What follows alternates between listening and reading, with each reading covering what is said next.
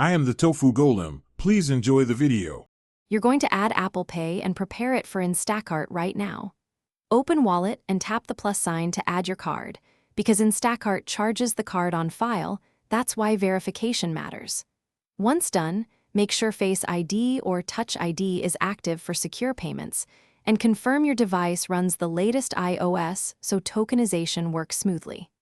Finally, enable Apple Pay for your region and supported networks in settings so Instacart can accept the payment method. Next, link Apple Pay inside the Instacart app so your checkout is seamless. Open Instacart, go to Account, then Payments, and tap Add Payment Method. Choose Apple Pay and authenticate using Face ID or Touch ID to approve the tokenized card. Make sure the billing address matches your card's billing info, because mismatches can trigger declines.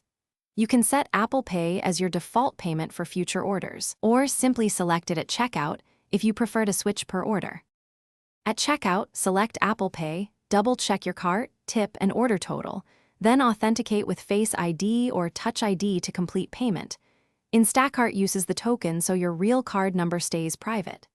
If payment fails, first check Wallet for card expiration or provisional status, confirm your internet connection, and update the Instacart app. These fixes resolve most issues. If it still doesn't work, contact your bank or Instacart support and provide the transaction ID so they can trace and resolve the error. Thanks for watching. Consider subscribing if we helped you today.